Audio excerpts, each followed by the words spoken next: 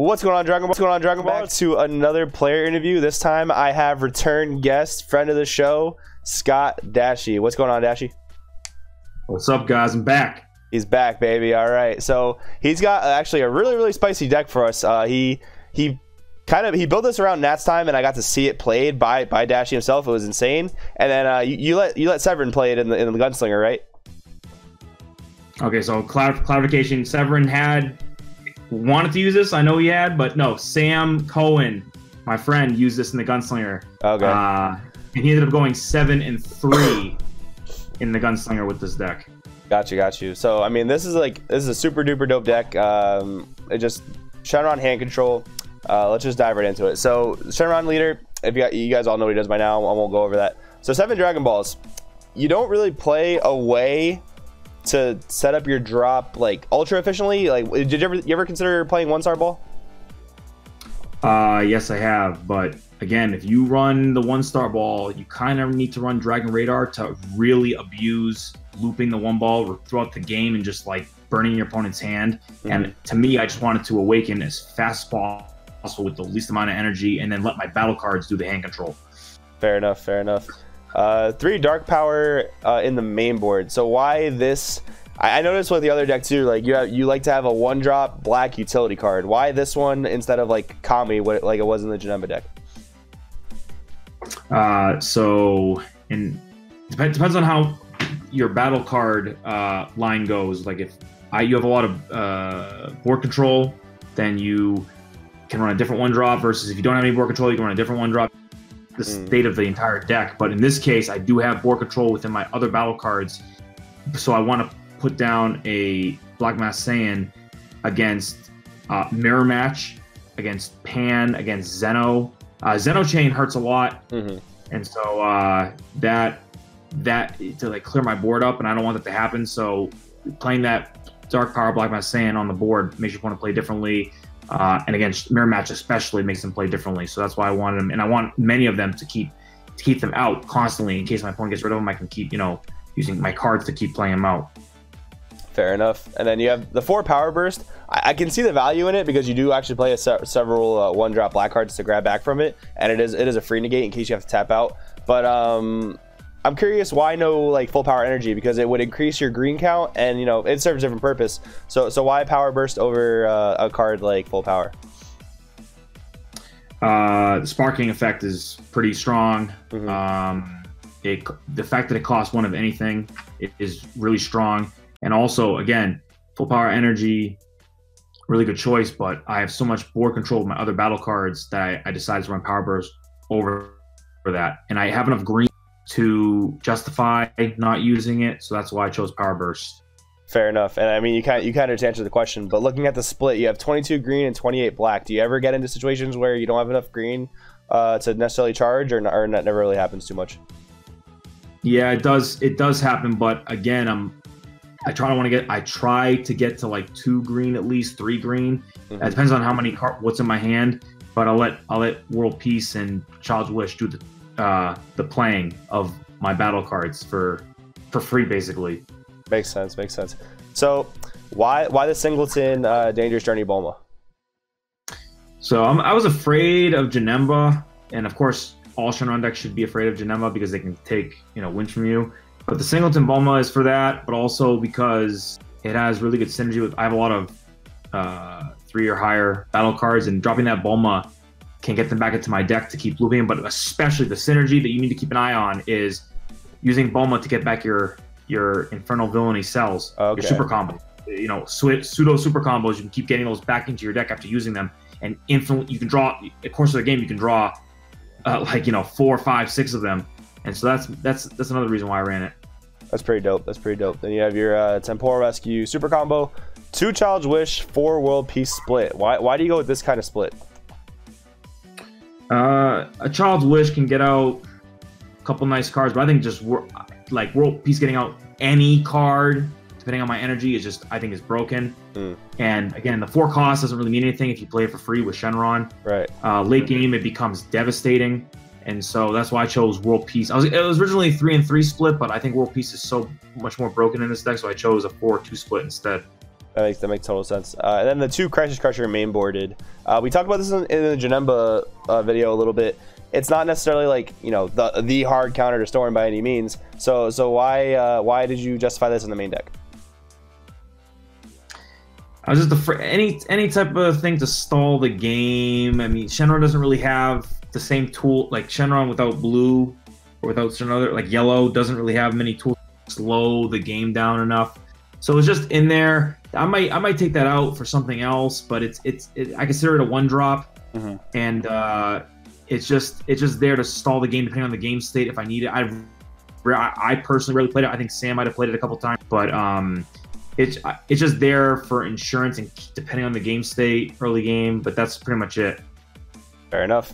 So then we jump over to the Beyond Darkness Demigrasse. So do you in this deck, do you not typically use your Shenron ability like to give something triple attack, or is this just for like if I draw it, it's broken, if I don't draw it, I use my leader effect? I think that every Shenron deck should use, or all wish decks should splash this secret rare Demigra in it, because that makes your opponent play so much more differently if they have to fear that card throughout the entire course of the game. And there are times where Demigra's effect is even scarier and more powerful than the wish effect of attacking 3 times, because dropping that Demigra out when your opponent has like 5 or 6 cards in hand pretty much means you win the game, depending on what's on the board. And so that's always a fear that your opponent has to be cognizant of. And so there are times, yes, that it has been dropped over the wish effect and you still win the game because it's so powerful. And that's, again, you always have the cost to pay for that Demigra. That's why I run it. I like it. Yeah, definitely.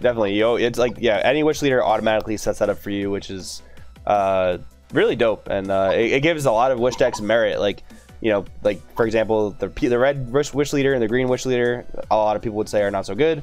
The fact that they can auto set up Demigra, they have something going for them, which is pretty cool. Then we have the 4 Spirit Surge Trunks. Now this card is one of the best cards for wish-based decks in my opinion, across the board, because like I play it in my blue-yellow Shenron deck just because it gets back wishes constantly, but in this deck I can only imagine how good it is because you can actually hard cast it. So yeah, this card seems like just like an MVP, right? Yeah, definitely. This card, when I first saw this card come out, I was like, wow, this card is insanely broken, because any card in this game that involves recursion, especially from the discard pile to your hand, is just absurd. This card's going to be an issue in the future for sure, because they need to be careful with what they put out, especially because it doesn't have, and I think you were the one who said this, you quote Joey on this directly, it's not a hard once per turn. Right. So that's like a Yu-Gi-Oh term, yeah. You find ways to loop them. Yeah, if you find ways to get him off the board, get him back on the board, get him, you know, you can keep using his effect repeatedly. And as you get to the other battle cards in this deck, you'll see why I use him. But yeah, I think he's really good. At base level though, early game, turn 2, your goal is to drop him on turn 2 and then use your effect to get the last 2 Dragon Balls and hopefully wish and wish awaken on turn 2. Right, and that helps typically with like you know, certain aggro matchups just to make your leader bigger for sure. Yes. And then you have the Endless Evolution Broly. Man, I really miss the day when these cards were like 30 a pop, because I have so many just sitting in my binder doing nothing. But this card's insane. And then Hidden Awakening Kale. I saw you do an absolutely disgusting play with this card in the Broly 6-drop. So the synergy in this deck is absolutely nuts, because you just use your Kale to pop your big monsters, and then your World Peace just brings them back. That is absolutely nuts. Really, really like that. Infernal Ability Cell, really good for defense. You ever actually hardcast this guy? Yes, of course. Of course I hardcast. Okay, so yeah, that's another thing. People need to, in this deck, you have to start reading cards very, very close, because I had to read these cards very close before I put them in my deck. But notice that a lot of the cards like Broly, Kale, Cell, they say when they are played and not when they're played from your hand necessarily. So yep, being played in general means they get their effect versus being played from hand. Otherwise, like for example, Foreseeing Hit, the red 4-drop, that says when this card is played from your hand. If it wasn't, then Joey would be doing a different deck profile right now. It'd be the more broken deck, even more busted deck. But no, these put in play effects that just happen automatically causes all this absurd synergy. So for example, like if my opponent attacks me on my turn, attacks me, I can sell, super combo, draw a card. It's in my discard pile now. On my turn, I play an energy. I'm already awakened. I can World Peace for free and place and sell, come out on the board. Now he's a critical 20k that draws a card when he's played, and he has critical, like I just said. And he's on his own is very strong. So synergy all across the board. Yeah, unlike Unbreakable, this card's actually like you can actually play this card, and like it's actually really valuable being played, which is really really good. And yeah, actually, I can't think of any. Are there any other cards in the game that like for seeing hit that require to be played from the hand? There is. I used do I plug the Shenron's Lair deck card search? No, you don't have to. I was wondering if you knew any off the top of your head, because I can't think of any other ones besides hit. But yeah, no. No, but there are. Mm-hmm. They're out there for sure. Then you have 2 Super 17 Infernal Machine. This card is nuts. It comes out, makes your opponent ditch 2, but you also have a ditch 2, so it can sometimes be awkward. The really crazy thing is that its attacks can't be negated. So how often do you go triple attack on this bad boy? So if you know your opponent can't do anything, you can triple attack on him and just win the game because your opponent can't negate. But the main reason why I run him is that, again, there's a lot I had to do. I don't like reading.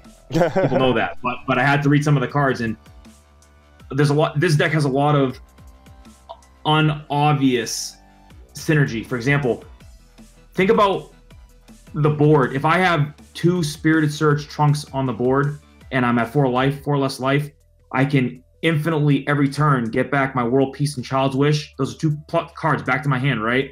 Yeah. Drop Super 17. Discard those 2 cards. Next turn, get those 2 cards back and infinitely repeat it with Kale, discarding 17, and keep infinitely looping that same chain every single turn.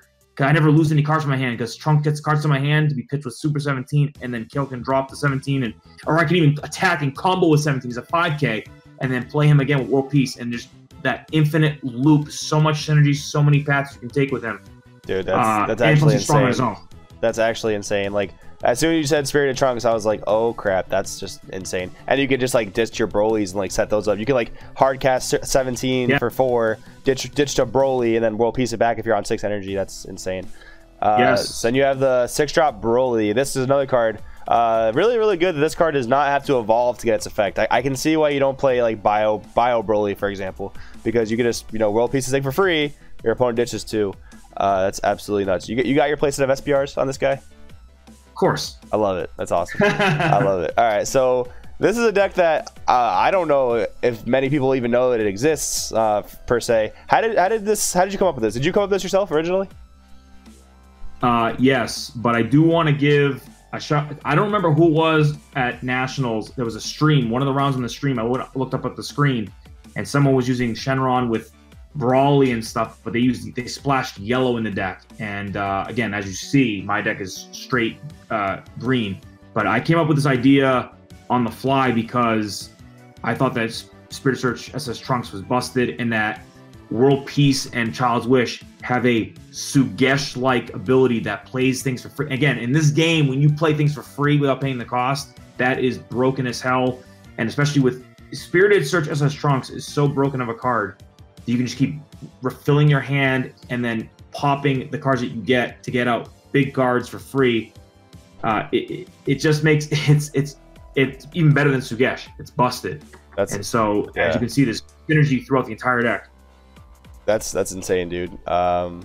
Man, I wish there was an event coming up sooner. I wonder if you would take us to an event, because this obviously has a super solid win con. Like, you just make your opponent ditch down. Crazy numbers. So actually, this is an interesting question. Why did you decide to play Janemba in the main event at Nats instead of this deck? I've been asked that like several times already. I think Sam asked me that. He's like, why did you use that instead of this broken deck? The reason was because like I didn't test this deck enough, and that's why I wanted someone to use it at Gunslinger. So I'm glad Sam used it and ended up going 7-3 with it. But I didn't test this deck enough, and so I was like, I don't know, and like I didn't know how good one Bulma. I thought I was gonna see a lot more Janemba, I guess, and I was like, one Bulma on main board. But this deck actually beats Janemba hard because of the hand control. Yeah, later game they absolutely. came up with the hand control. And again, with one Bulma, You can play Bulma, combo her, or use her for Kale fodder, and then Child's Wish her back into play. Trunk gets the Child's Wish back to hand. You can infinitely cycle Bulma, and they have no hand. But again, like I'm afraid of like Gogeta possibly, but I can get Gogeta out of their hand with certain effects. So I didn't test this enough, but and this deck is not perfect, of course, but it can alter some of its ratios to make it strong enough for competition in future events.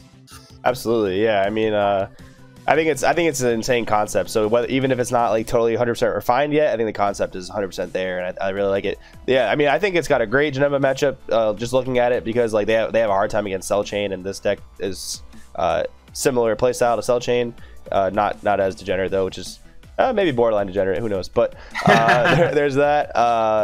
I think this deck could, like any Shenron deck, could struggle with Storm, which is a thing. So I can see the pick for that reason, but I think this deck is super duper solid.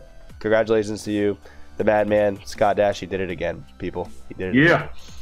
Thank you. Cool. Any final word, shout outs you want to give about the deck or about anything in general? Yeah, I just want to say, firstly, thanks for doing deck profile with me again, and thanks for Sam Cohen for using this at the Gunslinger. That's true testing. That's a gauntlet right there, right? 10 rounds straight. Absolutely. That's the one, but it's still a gauntlet, and it proved that the deck was, built competently and is good. It's not perfect, but we're getting there, and this kind of synergy pretty much proves that cards like Spirited Search, SS Trunks is just absurd in Wish decks, and you need to keep an eye out on that.